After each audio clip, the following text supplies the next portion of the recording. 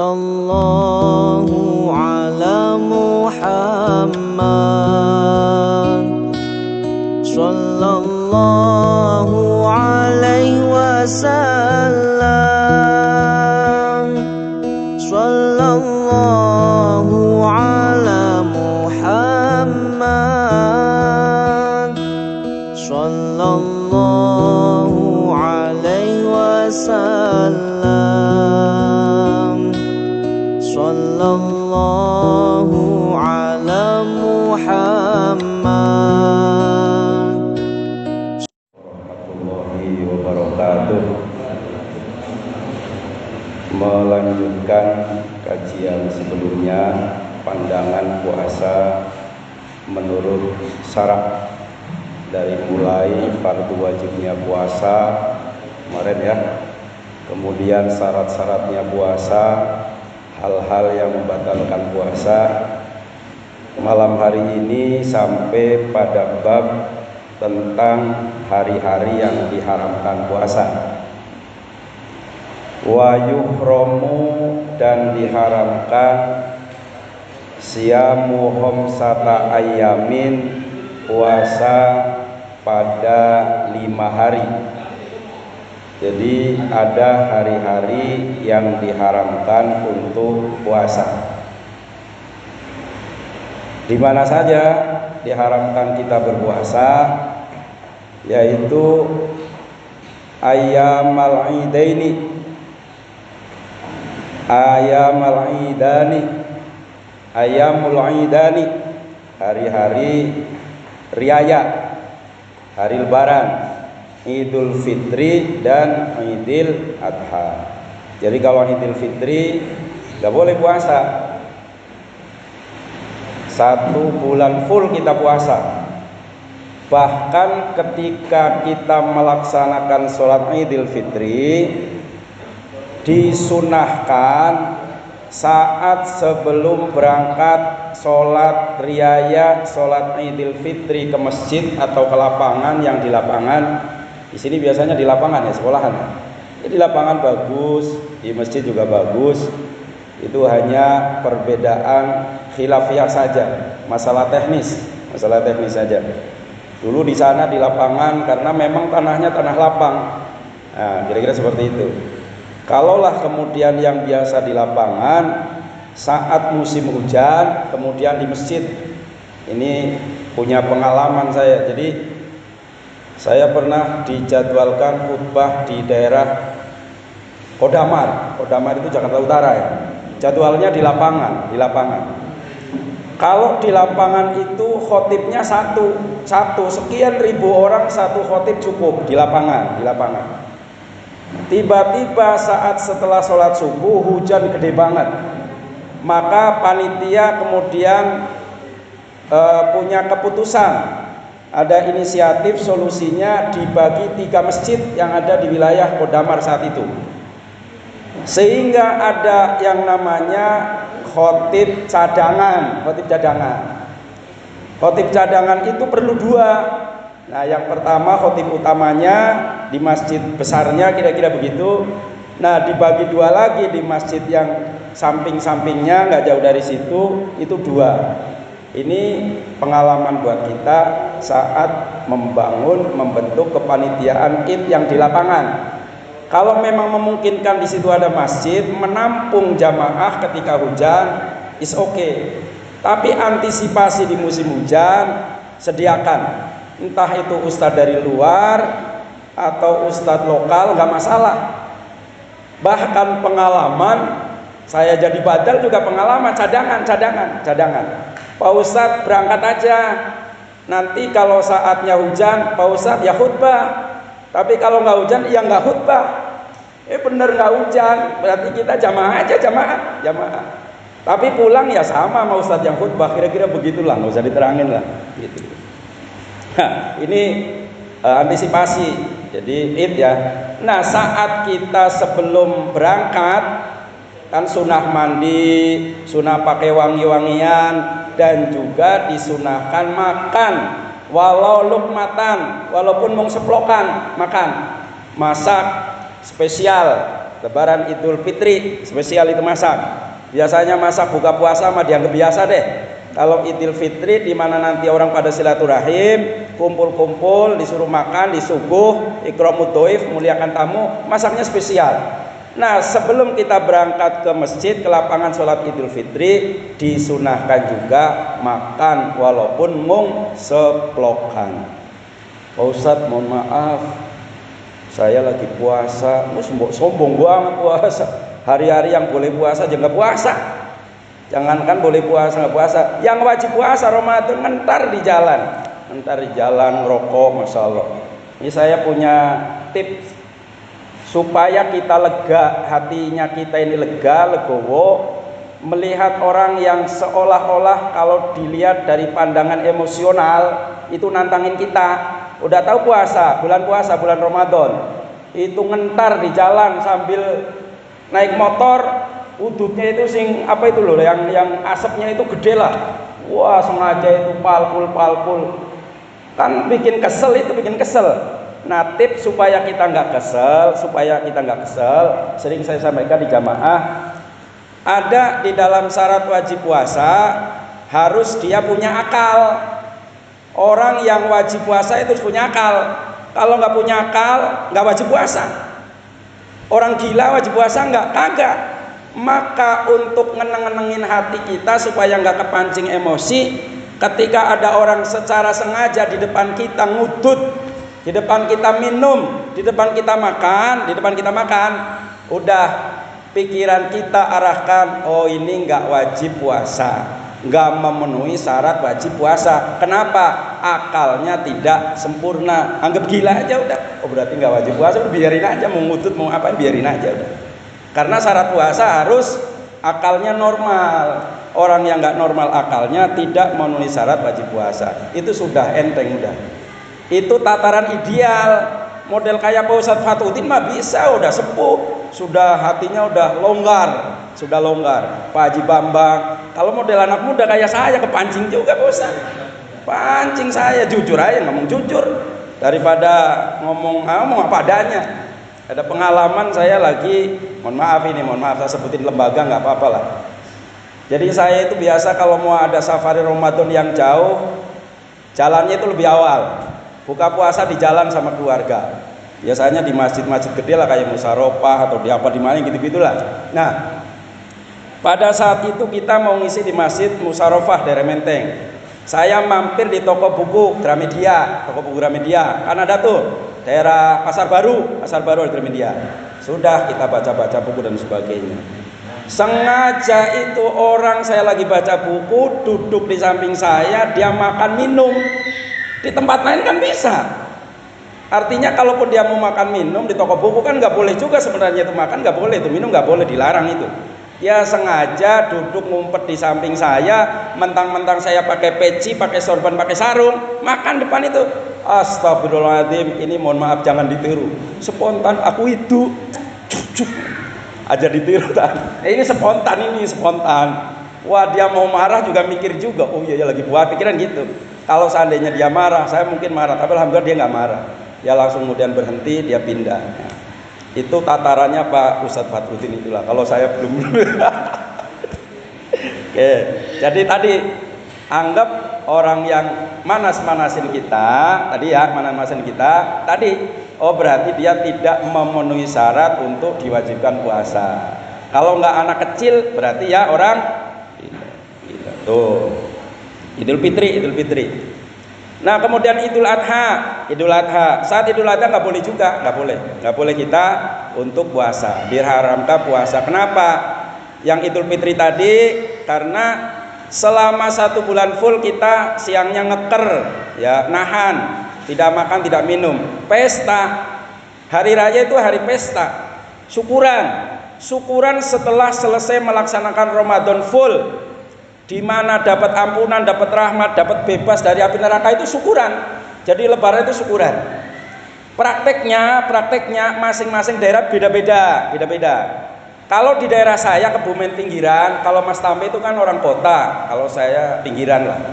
Ibarat di Jakarta itu Mas Tambe itu tinggalnya di Monas itulah, dekat Monas, Kebon Sirih lah, kira-kira begitulah. Nah kalau saya di Priuk sana, di Celincing begitu, di pinggiran saya, di pinggiran. Marunda ya, sono lagi ya, pinggiran. Nah kalau daerah saya setelah Lebaran nang masjid salaman kabeh, salaman, maaf-maafan. Artinya ini adalah satu inisiatif para ulama memberikan contoh kepada kita. Setelah hubungan vertikal dengan Allah sudah selesai dengan puasa 1 bulan itu, nah hubungan horizontal dengan anak, dengan kerabat, dengan keluarga, dengan teman, dengan tetangga, dengan masyarakat itu diselesaikan di masjid. Masjid begitu selesai sholat, kemudian ada wirid dan sebagainya, ada takbir, keliling. Namun disampaikan pada baik, sholawatan keliling, salam-salaman ya. Pada edok-edok nangis apa nangis beneran nggak tuh? Deh tangis-tangisan. Kalau ngapura, aku wong nama kelu putih, jalan di ngapura. Pada baik, aku wong tua juga kelu putih. Cuma ngomongin sampean. Itu di tempat saya itu begitu.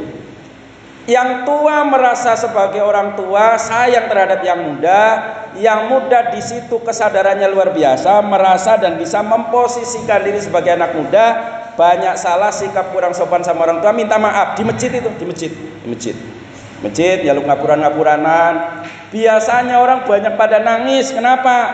Nangis karena ingat orang tua yang sudah meninggal. Benar apa benar? Benar ya. Ada keluarga yang sebelumnya meninggal, kemutan, itu pas Lebaran kemutan. Lah saya jadi imam, tiba-tiba nangis, baca suratan itu udah sambil nangis masalah. Kenapa? Di depan mata saya seolah-olah hadir bapak saya itu. Seolah-olah itu Lebaran itu biasa banyak orang begitu itu. Seolah-olah hadir bapak saya itu, ya Allah, Nur, kowe si urip tuh ngakan aku. Ya kira-kira begitulah. Nangis, kita spontan nangis tuh, nangis. Nah, itu biasanya suasana Lebaran seperti itu.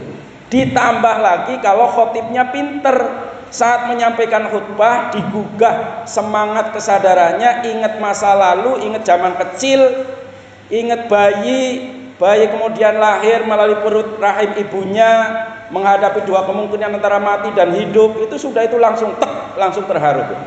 Kemudian setelah lahir kita nggak bisa ngapa-ngapain, diopeni sama orang tua sudah meninggal. Kemana kita akan mencari dia? Di kuburan. Bagaimana caranya? Kita datangi ziarah. Itu kita angkat masalah seperti itu. Luar biasa itu. Khotib satu masjid 1000 orang bisa nangis kabeh itu. Artinya kita menimbulkan orang terharu, ingat orang tua, sehingga rasa ingin tobatnya, istighfarnya itu luar biasa. Nah itu biasanya tuh nangis. Habis itu ditambah salam-salaman. Setelah salam-salaman di masjid, biasanya itu langsung keliling dari rumah ke rumah apa gimana? Makan bareng-bareng nang rumah. Nang masjid. Nah ini bagus ini. Silaturahim sambil makan bersama ya. Musofahah, setelah musofahah, salam-salaman, makan bersama. Kalau saya biasanya ke kuburan. Saya kemarin ke Sukabumi, tempatnya siapa ya? Mang Dadang. Sama, Pak Ustadz sama. Di Sukabumi Pelabuhan Ratu, habis sholat, orang pada ke kuburan kan? Kuburan. Nah, di kampung saya itu kalau habis sholat itu nggak langsung pulang ke rumah, semua orang kumpul di kuburan. Biasanya Ustadz pulang kampung laris manis. Keluarga ini, tolong Pak Ustadz pimpinin tahlil yasin. Iya seperti itu. Itu proyek adik saya yang di kampung, jadi di kampung itu. Anak-anak kota, orang-orang yang dari kota pada pulang merantau, itu udah pada pesan, Pak Ustadz besok pas Lebaran tolong ya saya jadi gantian itu ngantri itu. Nah, oke. Habis dari kuburan pulang baru maafin orang tua kalau masih ada mbak di rumah. Setelah itu kemudian ke tetangga-tetangga yang muda, silaturahim soan ke rumahnya yang tua. Pada orang kira-kira pada ya seperti itu. Pak Ustadz sama di Tegal, sami mawon nggih. Ya, kayak gitu. Ini luar biasa. Budaya Jawa yang sudah diislamisasi, diislamkan, luar biasa. Seputar tentang Id. Nah, pada saat itu kita dilarang puasa. Kalaulah mau puasa berarti di hari kedua, di mana kita dapat peluang kesempatan puasa Syawal. Kapan? Hari kedua boleh sudah. Sampai dengan habisnya bulan Syawal. Orang penak lah siake tamu, masih banyak tamu. Jangan puasa dulu nggak apa-apa. Puasanya nanti kira-kira sepi tamu, nah puasa. Apalagi tokoh kiai atau ustadz itu orang-orang pada datang di kampung ya. Pondok-pondok pesantren itu kan ribuan tamunya, itu puasa. Nah sudah mulai sepi tamu baru puasa. Ngambil kesunahan puasa Syawal. Yang pertama, yang kedua Idul Adha, dilarang puasa juga di Idul Adha. Apalagi Idul Adha, di mana yang mampu-mampu disuruhkan untuk kurban. Saat itu disembelih hewan kurban, kemudian pesta makan daging kurban, wedhus, kambing, sapi, unta. Tuh. Nah, kemudian wa ayyami tasriki, hari tasrek. Hari tasrek itu nggak boleh puasa, berarti tanggal 11, 12, 13 hari tasrek. Gak boleh puasa. Di mana di hari tasrek itu juga hari masih diperbolehkannya untuk menyembelih hewan kurban. Saat itu kita dilarang puasa. Ada orang puasa tahunan, puasa dahar yang kemarin sudah kita bahas. Kalaulah dia puasa saat Idul Fitri, Idul Adha dan hari tasrek, dia tetap tidak puasa. Mudah-mudahan ada manfaatnya. Waktu yang membatasi kita, kurang dan lebihnya mohon dibukakan pintu maaf yang sebesar-besarnya. Wallahul muwaffiq ila aqwamit thoriq. Wassalamualaikum warahmatullahi wabarakatuh.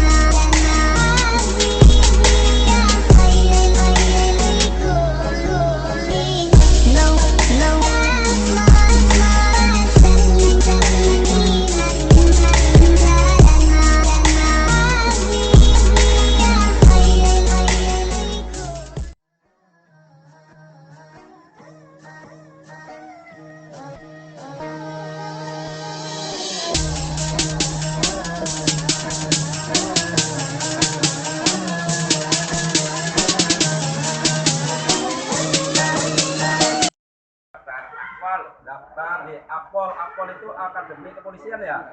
Mudah-mudahan Allah kabul permohonan beliau diterima di Akpol dan mudah-mudahan menjadi polisi yang bagus, polisi yang melindungi masyarakat, polisi yang benar-benar melayani masyarakat, dan polisi yang benar-benar menjalankan tugas negara, mengamankan masyarakat. Untuk doa mohon berkenan Pak Ustaz. Pak Ustaz. Salatullah salamullah ala taha Rasulillah.